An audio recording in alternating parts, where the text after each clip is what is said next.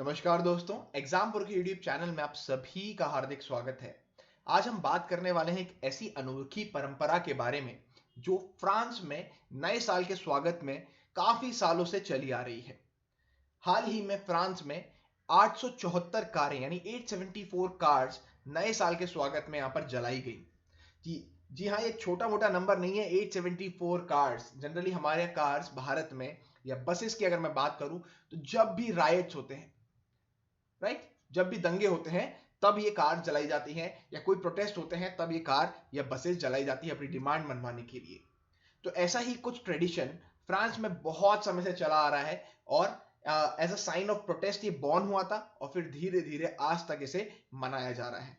आप देख सकते हैं, सबसे पहले मैं आपको बताता हूं एक रीजन कि कार को जलाने की मेन वजह है क्या। देखिए, यहाँ पर जो आपके फ्रेंच जो इंटीरियर मिनिस्ट्री है, उनका कहना है कि ये जो आपने 874 कार्स यहाँ पर जलती हुई देखी है, ये तो पिछले साल के कंपैरिजन में, पिछले सालों के कंपैरिजन में बहुत छोटा फिगर है। लास्ट टू लास्ट ईयर 2019 की अगर मैं बात करूं तो 1316 कारें यहाँ पर जलाई गई थी, और 2021 में 874। 2020 में कोविड रिस्ट्रिक्शंस थे, तो यहाँ आपका इसका इस टाइम पे कोई कार जली नहीं थी, या जली भी थी तो इसकी फिगर्स इनके पास यहाँ पर अवेलेबल नहीं है। Average on an average France में लगभग 40,000 व्हीकल हर साल जलाई जाती हैं। इसका जो ओरिजिन है वो है राइट से।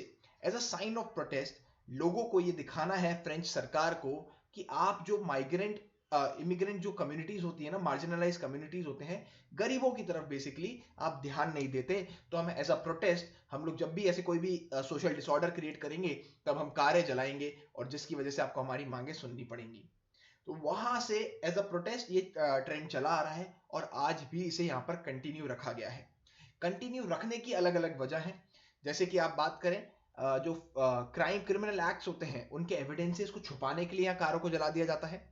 दूसरा, जो फॉल्स आप इंश्योरेंस क्लेम कर सकते हैं उस वजह से यहाँ पर कारों को भी जला दिया जाता है। तो बहुत सारे रीजन है। लोगों को ऐसा मानना है कि फाइनेंशियल क्राइसिस होते हैं, अर्बन वायलेंस, जो फ्रेंच सोशियोलॉजिस्ट है उनका कहना है कि एक अर्बन वायलेंस की तरह है। फाइनेंशियल क्राइसिस की वजह से जो इनसिक्योरिटी आती है उसके चलते ये जलाया जाता है, और सरकार का अपनी जो कम्युनिटी है उसकी तरफ अटेंशन एकत्रित करने के लिए भी यहाँ पर ये कदम उठाया जाता है। शुरुआत में अगर बात करें तो 1990 1990 से ये ट्रेडिशन शुरू है। जो सिटी के जो पुअरर नेबरहुड्स थे वहां पर ये जनरली जो यूथ है उन्होंने इसको जल्दी अडॉप्ट कर लिया। यूथ जो होते हैं वो जनरली इसे कूल चीजें मानते हैं, तो जल्दी जल्दी ऐसी चीजें स्प्रेड होती हैं, और आज तक एज अ ट्रेडिशन ये यहाँ पर चली आ रही हैं।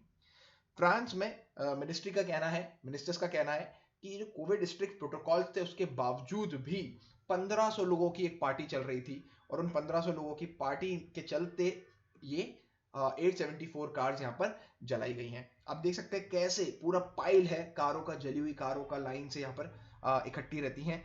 हर साल लगभग 1000 कारें। साथ ही में मैं आपको बताना चाहूंगा कुछ वियर्ड ट्रेडिशंस जो पूरे विश्व में, ऐसे अनोखी परंपराएं हैं जो हर पूरे देश में मनाई जाती हैं, जो हमारे लिए सुनने में बड़ी अजीब है। ऐसी एक परंपरा सबसे पहले देखेंगे हम जर्मनी से, जहां पे लेड जो होता है उसको मेल्ट किया जाता है कैंडल के माध्यम से, और उसे पानी में डिप कर दिया जाता है। तो पानी कूल वाटर में डालते हैं तो जैसा भी कि वो शेप ले लेगा, उस शेप के आधार पे आपका फ्यूचर प्रिडिक्ट किया जाता है कि आपका क्या भविष्य होने वाला है, हर साल नए ईयर के स्वागत के लिए। न्यू ईयर सेलिब्रेशंस के चलते ये जर्मनी में मनाया जाता है। आगे बात करूं स्विट्जरलैंड की। स्विट्जरलैंड में क्या करते हैं, आइसक्रीम को जमीन पे गिरा देते हैं, और ऐसा माना जाता है कि ये आपको गुड लक देगा, फ्यूचर आपका बहुत अच्छा होने वाला है। नए साल के स्वागत में ये कदम यहाँ पर उठाया जाता है। इसी के आगे बात करें हम ग्रीस की। ग्रीस में पोमोग्रेनेट जो होते हैं वो फर्टिलिटी का प्रतीक होता है, जो ग्रीक माइथोलॉजी होती है।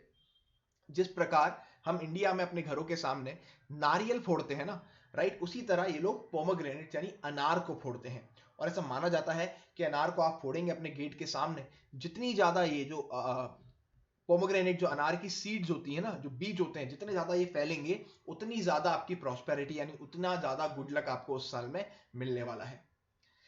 आगे बात करें स्पेन की। स्पेन में लोग अंगूर खाते हैं गुड लक के लिए।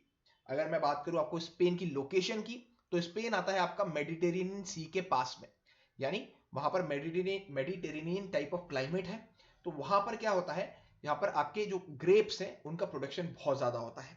जो सीट्रस फ्रूट्स होते हैं ना, उनका प्रोडक्शन ज़्यादा होता है। और वहीं पर आप देखेंगे वाइन्स बहुत ज़्यादा बनती हैं। तो उसी के चलते ये लोग जो 12 बेल रिंग होती हैं, हर बेल पे एक ग्रेप कंज्यूम करते हैं। तो आप देख सकते हैं 12 ग्रेप्स हैं, 12 ग्रेप्स ये लोग खाते हैं और इनका मानना है कि ये इनकी जो वाइन की सेल है उसको बढ़ाएगा, ग्रेप प्रोडक्शन को बढ़ाएगा और इनको यहाँ पर गुड लक, यहाँ पर बेसिकली गुड लक के रूप में ये इनके साथ रहने वाला है पूरे साल भर। आगे बात करें रशिया की। रशिया में एक अंडर वाटर ट्री प्लांट करने का रिचुअल है। इसमें क्या होता है, जो आपका फ्रोजन लेक है बेकाल, जो वर्ल्ड का डीपेस्ट लेक माना जाता है, fresh water lake, largest fresh water lake, वहां पर क्या करते हैं लोग, जो ट्री है वो अंडर वाटर जाके प्लांट करते हैं। मतलब बिलो फ्रीजिंग पॉइंट, जो फ्रीजिंग पॉइंट होता है उतनी ज्यादा ठंड वहां होती है और उसमें वो लोग डूबते हैं, पानी अंदर जाते हैं और ट्रीज को प्लांट करके आते हैं। एक मैसेज है, न्यू ईयर सेलिब्रेट करने का तरीका है और एक मैसेज भी है कि हमें ओशन इन सबको क्लीन रखना चाहिए, ऑलराइट, एंड ट्रीज हमें यहाँ पर प्लांट करने चाहिए। इसी के साथ बात करूंगा मैं ब्राजील की। यहां पर अगर आप कभी मान लीजिए ब्राजील गए और आपको ब्राजील में ओशंस में या कोई वाटर बॉडी में बहुत सारे व्हाइट फ्लावर्स और कैंडल्स दिखें, तो आपको चौंकना नहीं है, बिकॉज ये एक ट्रेडिशन के चलते किया जाता है। वहां पर एक डिटी होते हैं, जैसे हम लोग बोलते हैं पानी के देवता कौन है, इंद्र। वहां पर जो होते हैं वो होते हैं येमोजो। येमोजो जो डिटी है ये लोग मानते हैं। इनका कहना है कि उनको हम रिस्पेक्ट ऑफर करते हैं, फूल चढ़ा के और कैंडल्स यहां पर जलाते हैं। क्लियर?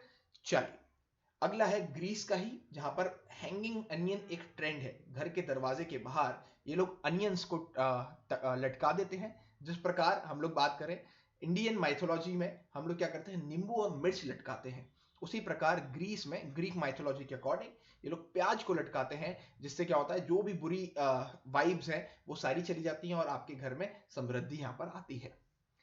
चिली में तो एक अनोखा ट्रेडिशन यहां पर होने लगा है।